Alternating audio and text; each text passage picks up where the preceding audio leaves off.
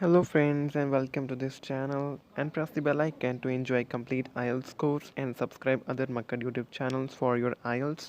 Check your listening band score at the end from this chart. Part 1. You'll hear a woman complaining about an item she has bought.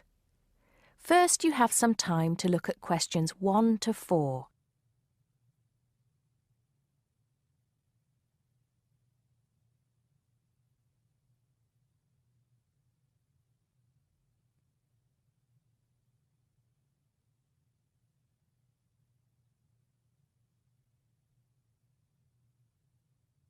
Now we shall begin. You should answer the questions as you listen because you will not hear the recording a second time. Listen carefully and answer questions 1 to 4. Smart Electricals, Mike speaking. How may I help you today? Good morning. I'm calling to complain about an item I recently purchased from your company. I'm not happy with it. Oh, I'm really sorry to hear that. I'll take you through the company's complaints procedure.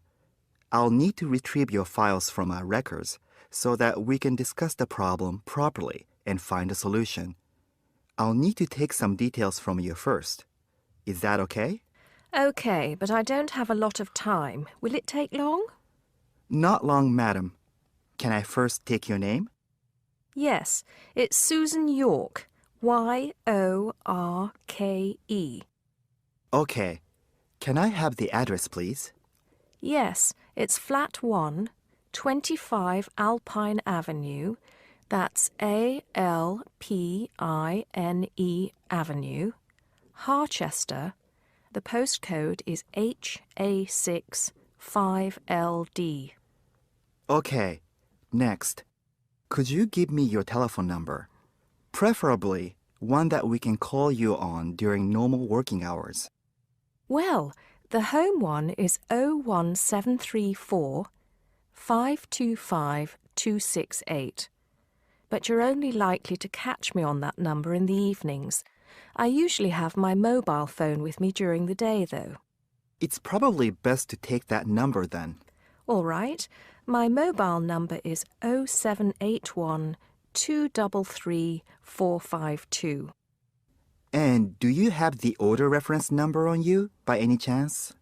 Well, I have the receipt that the camera came with in front of me. Ah, good. Which number is it? It's a bit confusing. It should be the 7-digit number on the top left corner of your invoice. Let me have a look. I need my glasses. Found it.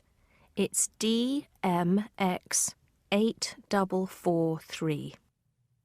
Thanks. Now, when did you purchase the item? Well, the camera was delivered last Monday, on the 1st of February. I ordered it online about 2 weeks before that, but I can't remember the exact date. If you have another look on the invoice receipt, the date should be there. Oh, yes. Here it is. January the 15th. Okay, I'll make a note of that. So, the item is a digital camera? Yes, it's the Aqua PowerShot model in silver. Thank you. Did you take out any kind of insurance when you bought it? Well, no, it was on special offer. I didn't need to pay any extra for the insurance because it came with a special 4-star policy. Well, it means you're fully covered for at least another 3 years. Before you hear the rest of the conversation, you have some time to look at questions 5 to 10.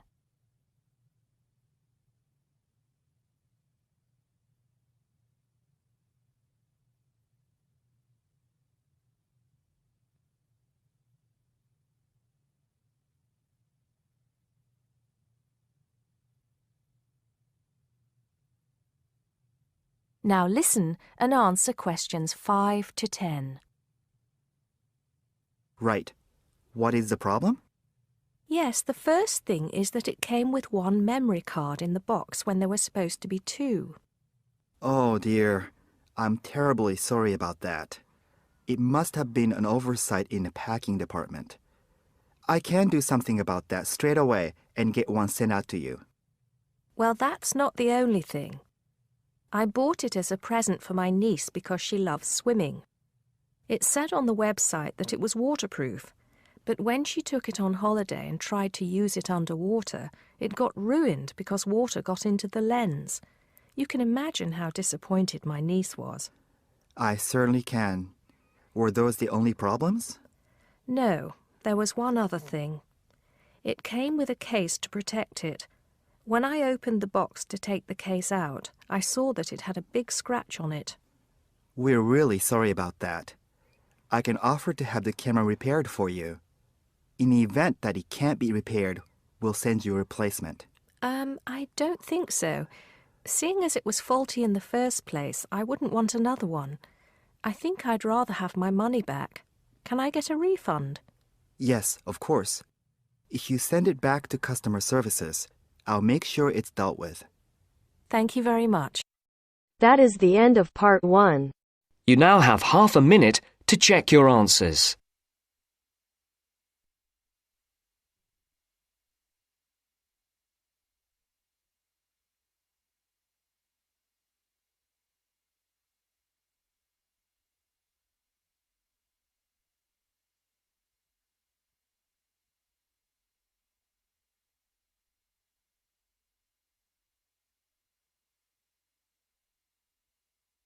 Now turns to part 2. Part 2. You'll hear a tour guide talking to a group of visitors about Bestley Castle. First, you have some time to look at questions 11 to 15.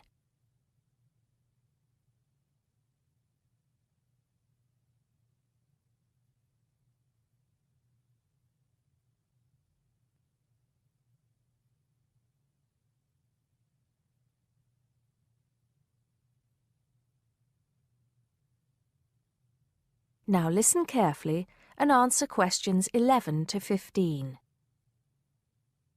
Welcome to Bestley Castle. It's nice to see so many of you here today. Before we go in, I'd like to tell you some information about the castle, the things to see and do, and the facilities available to you in the grounds. We'll do our best to make this a truly memorable visit. Now, the castle grounds are quite big, and we don't want you to get lost, so I'm going to give you an idea of the layout. At the moment, we are at the entrance, and immediately to our left is the Tourist Information Office. Go here if you need any questions answered. They'll be happy to help. And of course, behind the tourist office is the car park where the coach dropped you off. And it'll also pick you up from the same spot at 5 p.m. today. In front of us are the water gardens. If you stroll through, you get to the North Bridge, which is the entrance to Bestley Castle. Take your time and enjoy looking around the castle. There's a lot of history steeped in those walls.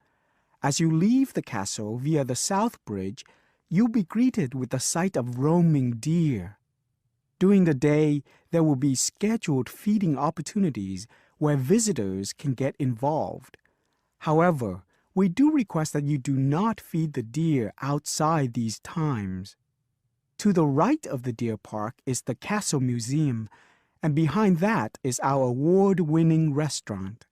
It's a relatively new addition to the castle grounds, but is fast gaining a reputation for its food. Alternatively, you can choose to dine in the picnic area on the other side of the deer park.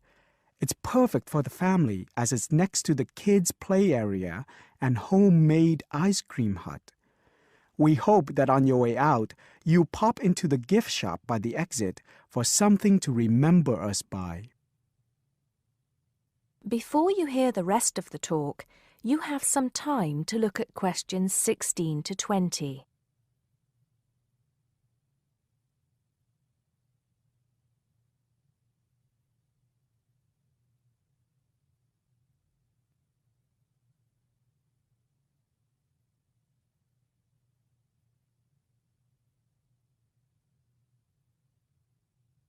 Now listen and answer questions 16 to 20. Admission to the grounds is free for all. That includes the museum, gardens, and picnic area. There is an admission fee for the castle, which is £6.50 for adults, with a 10% discount for students and retired people. Children under the age of 16 pay half adult price, and under 8 go in free. There are many spectacular events throughout the year, and for most of them, there's also an admission fee. As these events are in high demand, it's a good idea to book well in advance. Some of the exciting events planned for this year are the Summer Medieval Festival, where you can watch old-fashioned knights and experience a feast in the halls of the castle, as if you were a guest of King Henry VIII himself. There are several concerts planned this year too, including a rock concert at an admission price of £10 per person, and a special jazz concert which is free to the public. I'm sure you'll agree that all tastes and ages will be satisfied. One scary but extremely popular event is the annual Haunted Castle event at the end of October, where the castle comes alive at night. Why don't you come along if you're brave enough? Another sight to see is the fantastic firework display on November 5th, and the cost of that includes refreshments. We also have a long tradition of raising money for charity. The charity event held every year on the first day of May will this year be an archery contest. Entrance is free, but donations are certainly welcome. This year, we'll be collecting money on behalf of a charity for elderly people, Age Concern. Just in case you can't remember all of that, you can pick up a leaflet showing the timetable and prices for all events from the Tourist Information Desk. You can also go online to get this information from our website. That is the end of part 2. You now have half a minute to check your answers.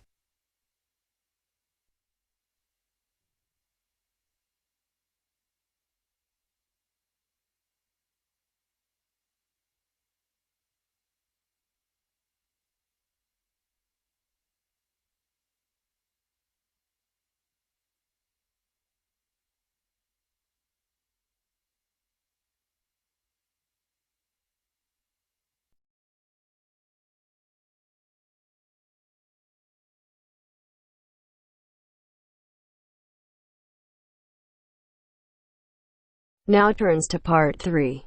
Part 3. You'll hear 3 university students talking about a presentation which one of them has to give. First, you have some time to look at questions 21 to 24.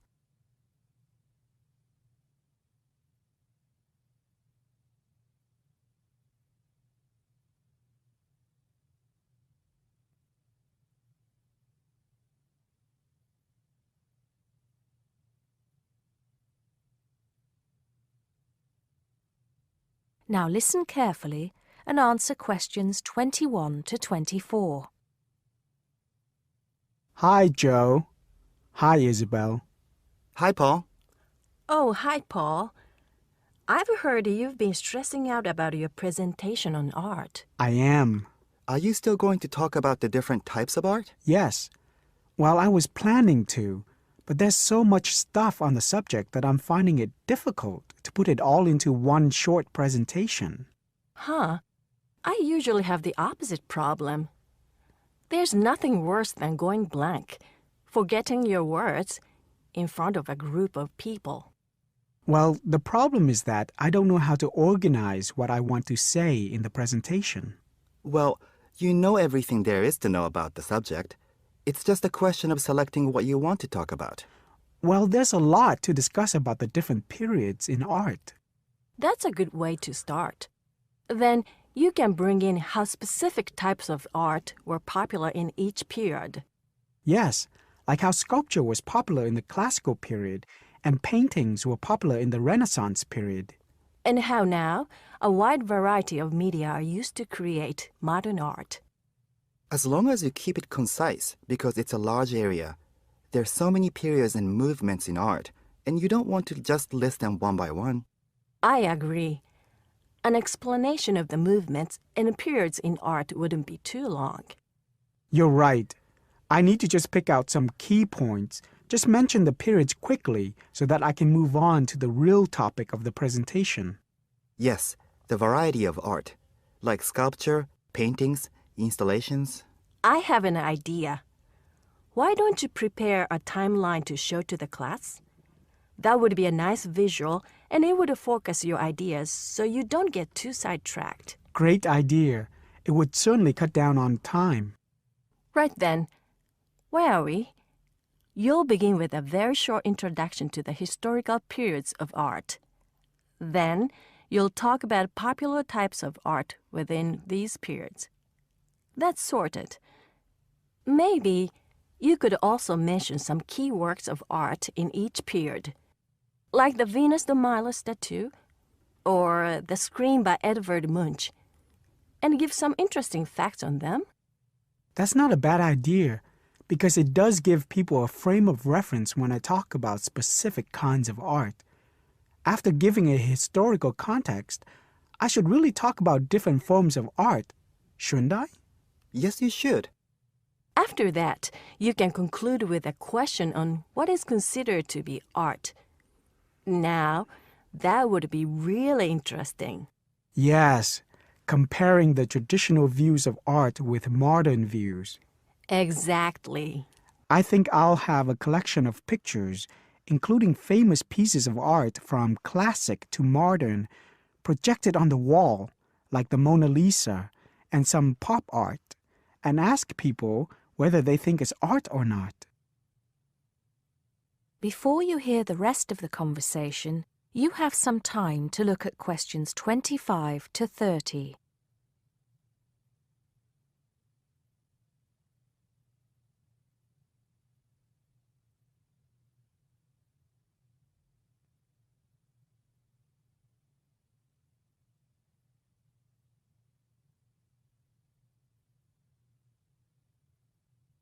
Now listen and answer questions 25 to 30. Showing some famous works and asking people what art is would certainly lead to discussion in the room. People's appreciation of art is so subjective, and it comes down to taste. That's what I'm hoping for, some disagreement to liven up the presentation. And you could stick in some really controversial ones like graffiti and modern art installations in between pieces of art that are universally accepted, like the work of the Renaissance painters. Sounds good to me. I have to say, I really don't understand some modern art myself. There was one recently that was just a pile of rubbish. It doesn't require much skill to create, does it? And what does it mean? There's no point to it. Actually, Joe, I like some modern art. It makes you look at the world in a different way. Artists now have the freedom to express themselves completely. Yes, but there is an idea now that anything can be art. I've heard of paintings being sold for large sums of money, which have been done by small children and animals. Now that's ridiculous. Oh, you could find one of those paintings and put it in your presentation, couldn't you, Paul? That would really be interesting. Well, Paul, what do you think? I like it. Just thinking. I'll need to do some more research to find pictures for the slideshow. Yes, we can help you, can't we, Joe? Of course. If you go to the fine art section of the library, I'm sure you'll find everything you need. Just ask the staff and they'll give you access to a slide bank of hundreds of famous works of art. And if you still can't find what you're looking for, use the library computers to go online. There are lots of images on the internet. Of course, you'll need to use a search engine like Google, but it's dead easy. Thanks, guys. I'm feeling much clearer about the project. Your ideas have been really useful. I think I should end with a quote of some kind by a famous artist. What do you think? That's a good idea. Now let's go to the library and see.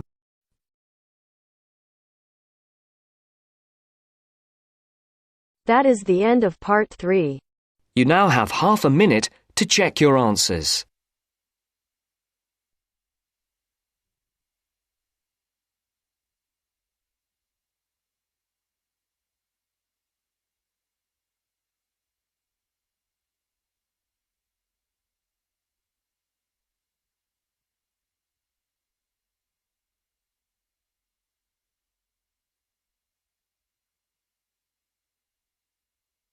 Now turns to Part 4. Part 4. You'll hear a lecturer talking to students about languages. First, you have some time to look at questions 31 to 36.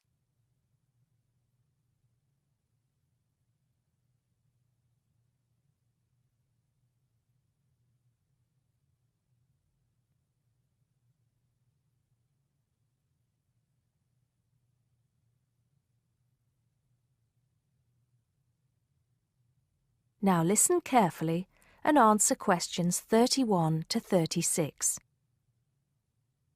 Good afternoon, everybody. Today, in the first lecture on anthropology, we're going to look at languages and how they are disappearing fast and what effect that's having on people and the world as a whole. We hear so much in the news about the possible extinction of animal and plant species in the world. It's a sad thing that one day certain animals will cease to exist.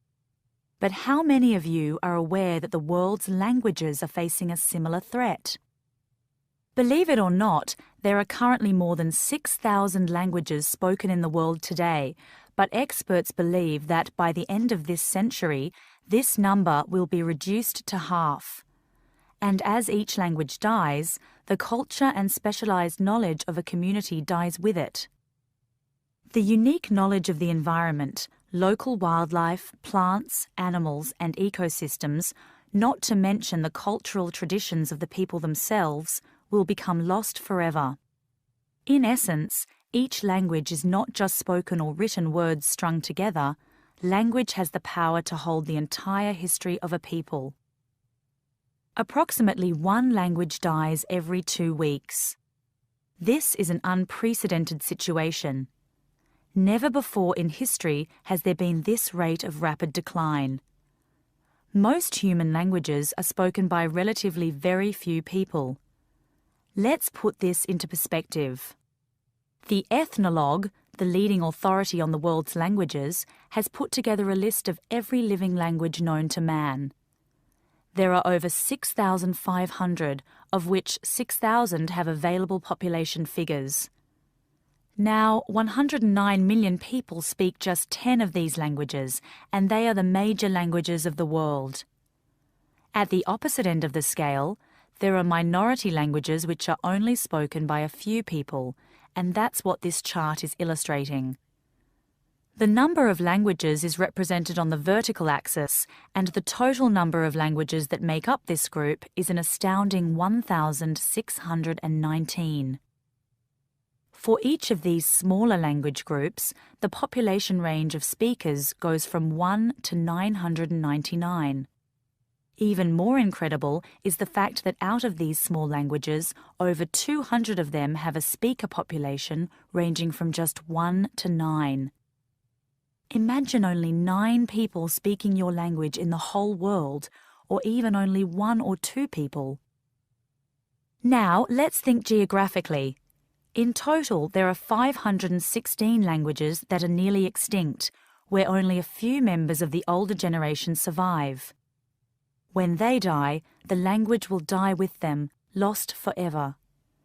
The majority of nearly extinct languages come from the Pacific and the Americas, making up 74%, followed by Asia at 15%.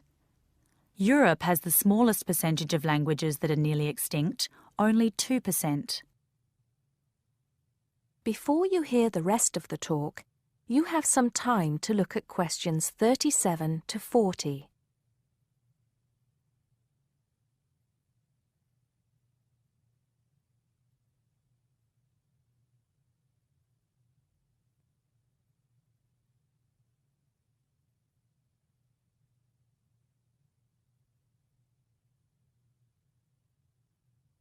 Now listen and answer questions 37 to 40. Entire languages which have survived for centuries are disappearing as we speak. But why is this happening now? There are several reasons for a language's demise. Globalization has made the world smaller, and technology has made it easier for people separated by vast distances to communicate in a common language, which further ensures the growth in economic status for such communities. Minority languages have given way to the main languages of global communication, like English. On a social level, speakers may feel the minority language to be old-fashioned and behind the times. Maybe even speakers are slightly embarrassed to speak the language of their forefathers, identifying more with an international language that brings with it improved economic status. Now, some do argue that a reduction in the number of world languages is inevitable, and anything to ease communication between nations is a good thing, and granted, there is a point to be made there, but what are the long-term implications of this? Consider this. Language, in both spoken and written form, is the vehicle for oral traditions to be passed down through generations. When a language becomes extinct, this link is broken and these oral traditions are lost. This has enormous implications for the identity of a community. We can't stop the changes that are happening in the world, but we can try to keep languages alive through language maintenance programs and by documenting languages before they disappear, so they can be studied and maybe even resurrected in the future. It's also important to remember that many people who speak threatened languages can neither read nor write. Helping them become literate goes a long way towards protecting the language. Preserving a language is not easy, but there have been exceptional cases where languages have been brought back to life. In Ireland, Irish Gaelic, once a dying language, through national determination is now spoken by 13% of the country's population. We'll go into what happened there in more detail in my second. That is the end of part 4. You now have half a minute to check your answers.